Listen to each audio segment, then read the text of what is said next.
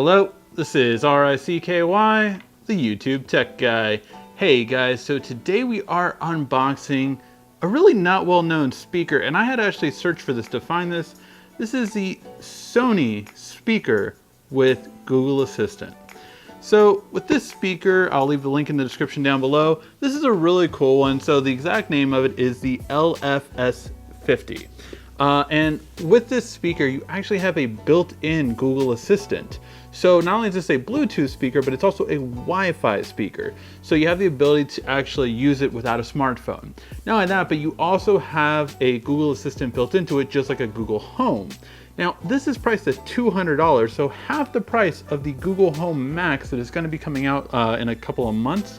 And really, with this, my understanding is to try to figure out if this is good, or if not, almost as equal quality as a Google Home Max, and to give you everything you need. Now, let's unbox it and let me go over some of the features. Now, one of the really cool features I thought was awesome was this is a 360 speaker, so it has 360 surround sound. Now, it doesn't offer the same smart intelligence of, say, like a HomePod or something along the lines of a Home Max, but it is 360 surround sound, so you can put it in the middle of the table, and it has 360 surround sound, so you do have that. You have a wave gesture as well, which is really nice. So if you don't want to say the word "Okay, Google," you can actually, I have another Google Home right there, you can actually have the ability to just wave your hand in front of it and talk to it. So you have that option as well if maybe you don't need to speak for some reason. You also have the ability of IPX3. Now what does that mean? That means it's splash proof. So maybe if you have it near a bathtub, that should be fine. This is plugged in still, mind you, but the nice thing about it is that it is splash proof. So even if it's around a kitchen maybe or something like that, you don't have to worry too much about water sprinkling on it here and there. So let's go ahead and unbox this. And it does come in two different colors. We got the white one, and it does also come in black as well. So we'll see how the colors vary, simply because I picked the white because I thought it would be nicer for something like kitchen, or maybe such as a bedroom. So for that reason is why I got this one. However, black might go with your ambiance better, but the thing I'm worried about is gray doesn't always look too well with white. So we'll see how bright this white is and see if it's really good for that purpose. All right, so we'll just have that in the corner over here. And then just, it looks like I just need to lift this up. Is there any more tape on here? Nope. And there it is. So, oh wow, it is smaller than I thought. I honestly thought it was almost the entire size of this. So it is smaller than I thought. I'm gonna unplug my Google Home Mini just to show you it side by side.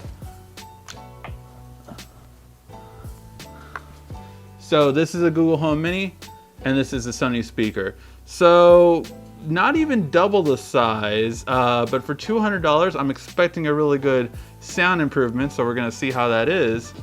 But let's just see how that is. We have the Sony logo at the top. You have the mute button for the mic, so if you want to mute it right here. You have also the Bluetooth pairing if you want to pair it through Bluetooth instead of Wi-Fi. And rubber on the bottom. So you have a dimmer button to, I'm guessing, dim the light on the top, and then a hold button, which I'm not sure what that is for, but I'm sure I'll find out if I read the instructions. What else do we have in here? So command vocals. Does this just give you the Google Home stuff? This isn't in English. This is in English. So yeah, just, you know, things you can do with Google Home. It just gives you examples of it. So you can set a timer, you can add to a shopping list. This does work with the Google Home app. So that is the app you want to get if you actually want to use this. You do want to download the Google Home app to set it up. This will also allow you to connect it to a lot of different things. So for instance, I can control my lights here with it. So I can say, oh, I unplugged my Google Home, so I can't say it now. But normally I could say, okay, Google, turn off the living room lights, and it would do that. Oh, actually, I have. Turning 2 lights off. And normally it would do that. I forgot I just did an update with the hue lights, so it's not gonna do that right now. But that's how I would normally do it, as you saw in my response from my TV, which also has Google Home built into it. But you can also tell it, stay updated. So you can ask it what's the weather. You can ask it about entertainment. You can ask it to play music, and you can connect it to Spotify, Pandora, or Google Play Music, whichever one you want. And that can actually connect to the speaker without any sort of connection to your, it just connects to Wi-Fi, so you don't need your phone around. You can have your phone and be in upstairs, and this will have perfect connection downstairs because it's not using Bluetooth. It can use Wi-Fi without your phone. So that's a lot better in my opinion. You have your warranty information. You have some other thing, a reference guide, operating instructions. So I'll see what those buttons are for with this one. Wait, which one's in English? This one's in English. For some reason they have the French and Spanish ones at the top. And your cable, which is a proprietary cable, so no micro USB, but it looks like a long cable. So I'm gonna go ahead and let's set this up and see if the setup process is any different from Google Home. Again, you wanna download the Google Home app from your Apple App Store or your Google Play Store and install that, and then we'll see how it works. All right, guys, so now we have downloaded the Google Home app, and we have these two lights set up on here. Your device isn't set up yet. To get started, download the Google Home app on a phone or tablet. And so that's what we're doing. So this is the Google Home app. We're going to tap it right here. And now you can see we have one device found. So we're going to tap that. And now we're going to hit next. And with the Google Home setup, it will actually ask you to connect to your Wi-Fi. So again, it's going to be set up without your Bluetooth. Now with this setup, you also sign into the Gmail account you want it to be your main Gmail account. Now the benefit of a Google Home is you can have multiple accounts. So the reason why they have that is so I can ask, hey Google, Your device isn't set up yet. To get started, download the Google Home app on a phone or tablet. This air gesture is very sensitive, so if you go too close to it, it's gonna mess that up.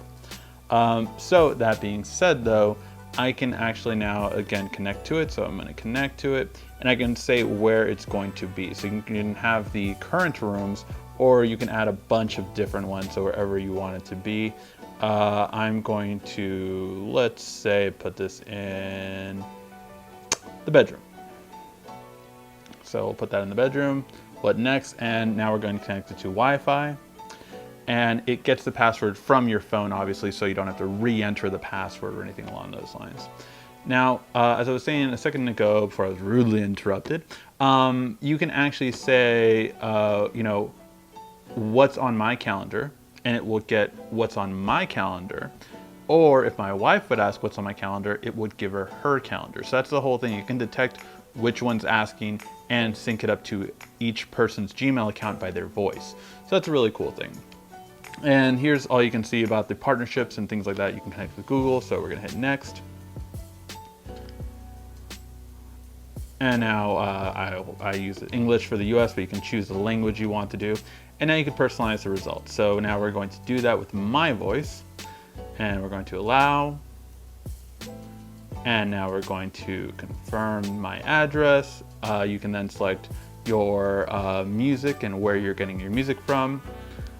And then from there, you have the ability to have everything set up. So this is blurred out, but you can add your payment method, you can add your default speaker to play back to, your address, which is on here, which is why it's blurred out, and your services, which you want. And then once you continue, it is now going to update the software. So my guess is if you get one later, you're going to have this software be updated. So it already has an update, which is really nice. They update these fairly frequently, and it's over-the-air update because it's always connected to your Wi-Fi.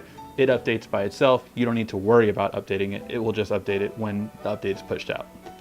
So once that is updated, it looks like I'm going to be able to wave to it and talk to it that way, or just say the word, "Okay, Google."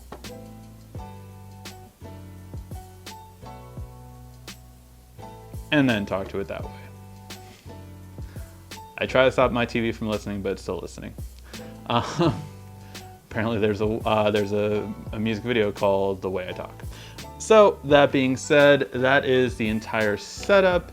and we will see how well it works. I'm going to do a review on it, see if it works as good as a Google Assistant, and if I would recommend this over a regular Google Home, and maybe even over Google Home Max, because 2 of these for the same price as a Google Home Max makes you think.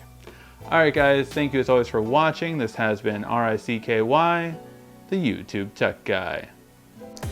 Thank you for watching our video. If you liked it, why don't you go ahead and subscribe up there. Make sure you follow us on social media right here.